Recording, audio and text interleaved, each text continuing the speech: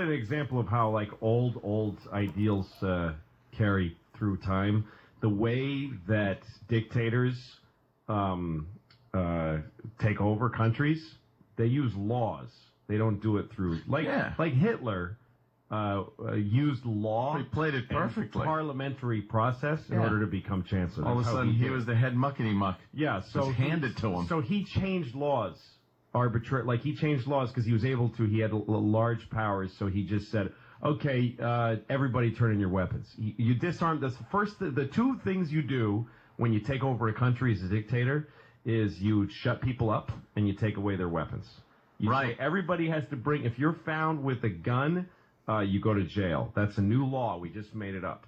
Okay, next law, if you say these salacious things, you go to jail. Yeah. Those two things lead the next day you're Hitler. And that's absolutely what... But you can't do that in America. You just can't do it. You can't tell people you can't say something, and you can't tell people, well, you can, but it's... That's why they put it in the Constitution. Yep. To protect the American people against a tyrannical government, because the government has to know, holy crap, these people are armed. But it was the same people that got England thrown out of here just by having their hunting rifles with them. In their houses. Yeah, everyone is armed. We're crazy if we think we can just sweep over these people and be a tyrannical government. It was to protect from basically an external force coming into not. I mean, I'm not against guns. No, either. but also it's not an external really force. Protecting against their own government. Their own government, because they saw how that worked in England, where. You know, they were... And it's the same thing with the government's ability to punish people by death, by using laws against the citizens. But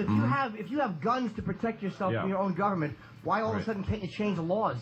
Like, if that's how bad things can get, why is it so out of the realm of possibility or to change? Well, that's the whole thing. It would be bad because they'd be changing the laws. Because we have an because we have a constitution that we keep going back to, so you just can't.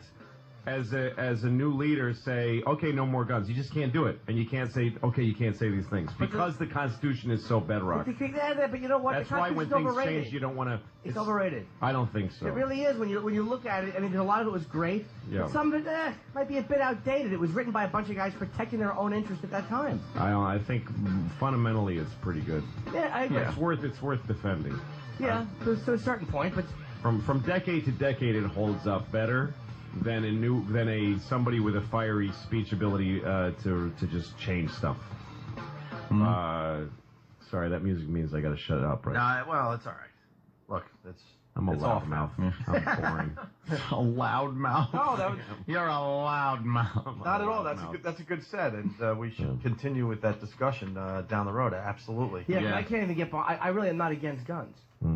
I just think that the NRA is like, all right, already, we get it. No, they are. I think there's douchebags on both sides. I think that guy from that clip who's going like, I'm glad now I can defend. Nothing's ever happened to him. Nothing ever will happen to him. You never But he's know. enjoying. I'm glad I now get to have a gun and an erection without people bothering me. Guns are great to have. It's a great feeling of security. Yeah. It's great to go to the range, blast off some rounds. I think a lot of people that want to have guns are stupid and they're morons. But then there's people who aren't.